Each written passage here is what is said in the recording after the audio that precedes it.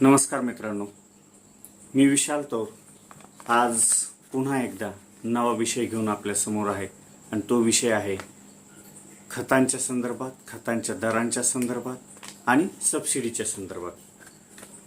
मित्रांनो, खरीप हंगामाच्या तोंडावर पुन्हा शेतकऱ्यांसमोर संकट असं उभं राहिलं की सर्व पोटॅश व स्फुरदयुक्त खतांची किमती मोठ्या प्रमाणात वाढलेल्या आहेत आणि ह्यामध्ये जी 60% वाढ झालेली आहे तर त्या वाढीच्या विरोधात वातावरण तयार झालेलं आहे.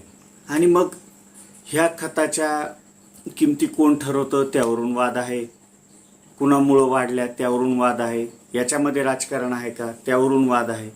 ह्या सगळ्या गोष्टींचा शोध घेण्यासाठी, या पाठीमागची जी सत्यता आहे ती शोधण्यासाठी मी थोडासा खोलावर जाऊन याचा अभ्यास केला आणि याची सत्यता काय आहे ही आपणास समोर मांडण्याचा मी प्रयत्न केलेला आहे. प्रामुख्यानं 3-4 प्रश्नाची उत्तरे आपल्याला महत्त्वाची होती की आपल्या देशात खत निर्मिती होते, कुठल्या खतांची निर्मिती होते, त्यासाठी लागणारा कच्चा माल कुठून येतो, त्याच्या किमती काय आहेत, त्याच्यानंतर त्याचं जे उत्पादन होतं त्याच्यावर नियंत्रण कुणाचं आहे, विक्रीची किमती कोण ठरवतं त्याच्यावर नियंत्रण कोणाचं आहे, किती सबसिडी मिळते, कशा पद्धतीनं सबसिडीचं वाटप होतं, ह्या सगळ्या प्रश्नांची उत्तरं शोधण्यासाठी मी ह्याचा थोडासा अभ्यास केला आणि तो आपल्यासमोर मांडावा वाटला म्हणून मी आज आपल्यासमोर ते बोलत आहे. तर मित्रांनो, आपल्या सगळ्यांनाच माहीत आहे की पिकांना प्रामुख्याने 16 अन्नद्रव्ये लागतात आणि या 16 अन्नद्रव्यामधील 3 ही मोठ्या प्रमाणात लागतात. ती नत्र, स्फुरद आणि पालाश. या 3ही घटकांचं वापर करून आपल्यासाठी आपल्या देशामध्ये या कंपन्या विविध प्रकारची खतं बनवतात. याच्यामध्ये जे खतं बनतात ते 3 प्रकारचे बनतात. पहिला जो आहे की फक्त जर नत्र घेऊन खत बनवलं किंवा स्फुरद घेऊन खत बनवलं किंवा पालाश घेऊन खत बनवलं तर त्यांना आपण सरळ खतं म्हणतो. जसं युरियामध्ये फक्त नायट्रोजन आहे, सिंगल सुपर फॉस्फेट याच्यामध्ये फक्त स्फुरद आहे, पोटॅश याच्यामध्ये फक्त पालाश आहे. तर हे जे MOP, तर हे जे खतं आहेत यांना सरळ म्हणतो, सरळ खते. नंबर 2चं जे खत आहे की ह्या 3 खतांना आपण जसं सिमेंट कॉन्क्रीट एकत्र करतो तशा पद्धतीने एकत्र करून जे ग्रेड बनवला जातात, 18-18-10 असेल, 20-20-0 असतील, जे मेकॅनिकली अशा पद्धतीनं जे खत बनवले जाते त्याला आपण मिश्र खतं म्हणतो. आणि तिसरं की नत्र, स्फुरद, पालाश बनवण्यासाठी जे रॉ मटेरियल लागतं त्या रॉ मटेरियलच्या रासायनिक प्रक्रियेतून जे ग्रेड बनवले जातात, मिक्स खतं, 2 पेक्षा अधिक अन्नद्रव्य देणारे खतं बनवले जातात, त्याला संयुक्त खते म्हणतात. जसे 10-26-26 आहे, DAP आहे, 12-32-16 आहे, 23-23 आहे, जे काही इतर खतं आहेत ही सगळी खतं त्या संयुक्त खतामध्ये येतात. तर आपल्या भारतामध्ये आपण जवळपास ही सरळ, मिश्र आणि संयुक्त खतं आपल्या देशामध्ये ह्याचं मोठ्या प्रमाणात उत्पादन होतं. आज ह्या सगळ्या उत्पादन करणाऱ्या कंपन्यांचं एक असोसिएशन आहे, त्याला आपण FAI म्हणतो, फर्टिलायझर असोसिएशन ऑफ इंडिया. ह्याच्यामध्ये जवळपास 41 कंपन्या ही खतं बनवत असतात. आता ही जी खतं भारतामध्ये आपण जो उपयोग करतो त्याच्यामधले जवळपास 85% खतं ही आपल्या देशातच बनवलेली आहे.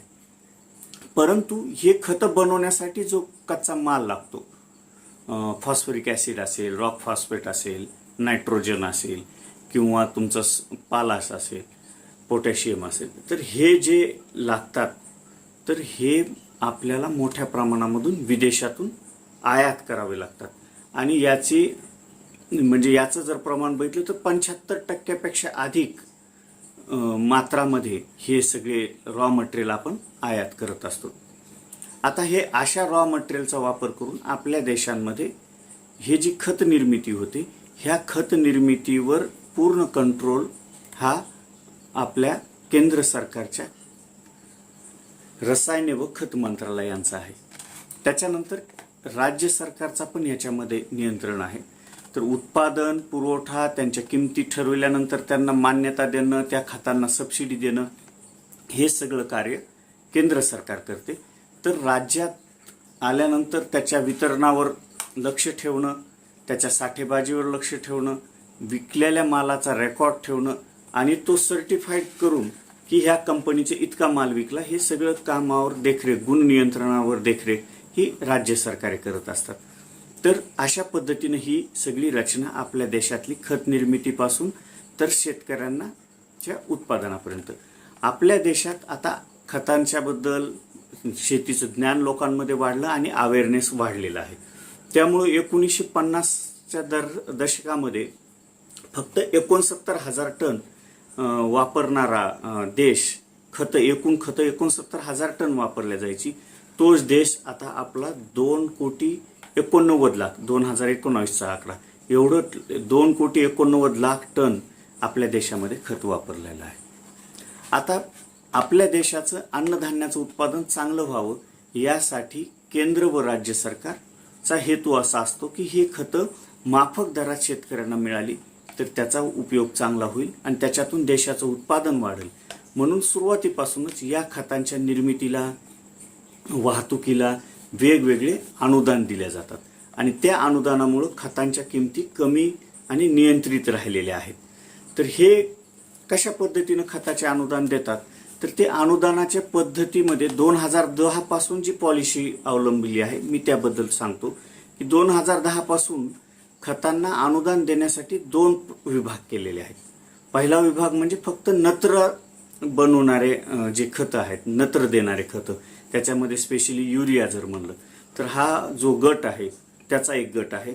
आणि दुसरा स्फुरद, पालाश म्हणजे PK आणि किंवा 2 पेक्षा अधिक घटक एकत्र करून जी काही खते बनतात त्यांना अनुदान देणारा हा दुसरा गट केलेला आहे. पहिल्या गटाचं जे खताचं अनुदान आहे किंवा खताचं उत्पादन आहे, विक्री आहे, हे पूर्णपणे नियंत्रित आहे. म्हणजे त्याच्यामध्ये प्रामुख्यानं कुठलं खत येतं तर युरिया येतं. तर युरियाच्या उत्पादनापासून तर MRP ठरवेपर्यंत सरकारचं पूर्ण कंट्रोल आहे आणि त्यामुळेच सरकारने ह्या किमती अतिशय स्थिर ठेवलेल्या आहेत. म्हणजे जर युरियाची किंमत शासनाने ठरवून दिलेली 267 रुपये, तर युरियाला जो काही खर्च येईल, म्हणजे त्याला 1000 येईल, 1200 येईल, 1400 येईल, तर 267 वगळून जी वरची रक्कम आहे ती सबसिडीच्या स्वरूपात त्या उत्पादन करणाऱ्या कंपन्यांना केंद्र सरकार देत असतात. दुसरा जो गट आहे तर दुसऱ्या गटासाठी अशी पॉलिसी ठरवण्यात आली की त्या पॉलिसीला आपण NBS सिस्टीम म्हणतो, न्यूट्रिएंट बेस्ड सिस्टीम. म्हणजे ह्याच्यामध्ये असं आहे की त्या खतामध्ये कोणतं अन्नद्रव्य किती प्रमाणात आहे त्याच्यावरून ते दर ठरवतात. तर याच्यामध्ये असं ठरवलेलं आहे की नायट्रोजनला 1 किलो नायट्रोजन तुमच्या खतामध्ये असेल तर त्याला 18 रुपये सबसिडी, सध्याचं 2019चे रेट सांगतोय की 18 रुपये आहे. P साठी, फॉस्फरससाठी तुम्हाला 14 रुपये प्रति किलो सबसिडी मिळते आणि पोटॅशियमसाठी 10 रुपये प्रति किलो सबसिडी मिळते. अशा पद्धतीनं सबसिडी यामध्ये दिल्या जाते. तर या खतांच्या किमती ह्या त्यांना येणाऱ्या उत्पादन खर्चाच्या आधारावर त्या ठरविल्या जातात आणि ते ठरविण्याचा अधिकार कंपन्यांचा आहे. आणि हे जे दर ठरवतात त्या दरामध्ये ह्या प्रति किलो मिळणाऱ्या शासनाच्या सबसिडीचा भाग वगळून MRP ठरविली जाते आणि त्याच मान्यता हे केंद्र सरकार देतात. अशा पद्धतीनं ही सबसिडी देण्याच्या ह्या 2 पद्धती आहेत. तर आता पहिल्यांदा आपण बघू की ही सबसिडी कशा पद्धतीनं दिल्या गेलेली आहे. तर त्याचा अभ्यास करण्यासाठी मी तुमच्यासमोर 2010, 2014-15 आणि 2019-20चे आकडे तुम्हाला मांडतो की 2010-11 मध्ये आपल्या देशामध्ये एकूण खताचं कंझम्पशन झालं 2,81,00,000 आणि त्याच्यावर शासनानं सबसिडी किती दिली या खताला, 65,837 कोटी रुपये दिली. यावर्षी जी सबसिडी दिली त्यामध्ये युरियाला मिळालेली सबसिडी ही 24,000 कोटी रुपये होती. तर दुसरा जो गट आहे, जे इतर सगळे खतं आहेत, त्यांना मिळालेली सबसिडी 41,000 कोटी रुपये होती.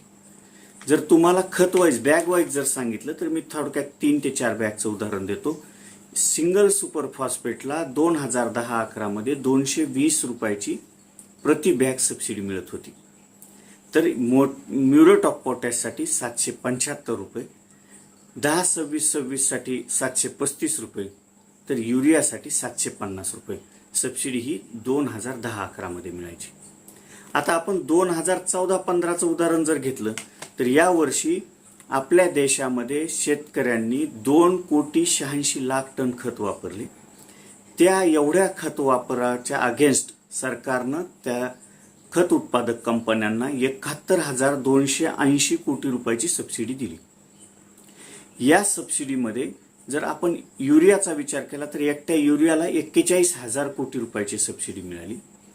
तर इतर सगळ्या खतांना 29,000 कोटी रुपयांची सबसिडी मिळाली.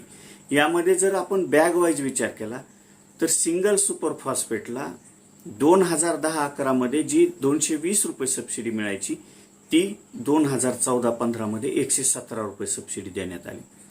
म्युरेट ऑफ पोटॅशला 465, 10-26-26 ला 548 आणि युरियाला 1200 रुपये सबसिडी देण्यात आली.